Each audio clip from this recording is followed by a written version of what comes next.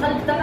یہ مالک تھا بلال کا، بلال غلام تھا اس کا۔ اب امیہ بن خلف کو اب اس کے دوستوں نے بتایا کہ جو تمہارا غلام ہے نا، اس نے اسلام قبول کر لیا ہے، اس نے حضور کا یا حضور کے ہاتھ پر بیٹھ کے اس کا اسلام قبول کر لیا ہے۔ اب امیہ بن خلف جاتا ہے بلال کے پاس،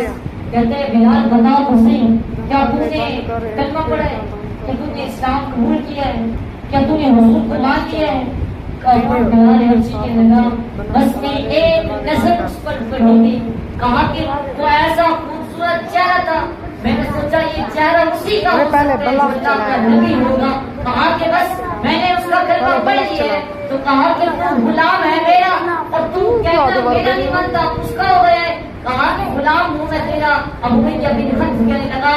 مجھے اپنے بتوں کی قسم، میں اس وقت تک تمہیں نہیں چھوڑوں گا جب تک تم اس سے پیچھے نہیں ہٹ جاتے، جب تک تم اس راہ سے بھٹک نہیں جاتے۔ تو بلال کہنے لگا تو جو کرنا چاہتے ہیں کر لے، اب تو میں اس کو نہیں چھوڑ سکتا۔ اب بلال حبشی رضی اللہ تعالیٰ عنہ پر ظلم کرتے، اب ایسا ظلم بھی یاد کرتے، اب آوارہ لڑکوں سے آوارہ بچوں کو کہتے جو اسی علاقے کے ہیں، کہتے اس بلال کو نا اس کو باندھ کر کبھی اس چوک پر اس کو لٹا کے اس کو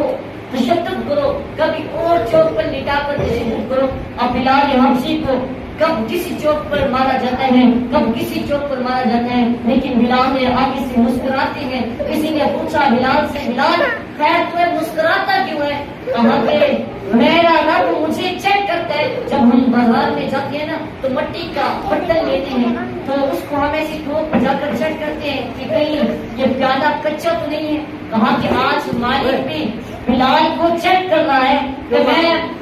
مالک کی بارگاہ میں عرض کرتا ہوں مالک اگر گھر اتر سکتے تو اتر دے، لیکن پھر بھی میں آداب کی نغمے نہیں چھوڑوں گا، محمد محمد کی آوازیں نہیں چھوڑوں گا، اگر یہ جتنا ظلم و شدت جو بھی کرتے ہیں میں قبول کرتا ہوں، لیکن میں اس اسلام سے پیچھے نہیں ہٹ سکتا۔ اب انہوں نے ان ظالموں نے پتہ کیا کیا،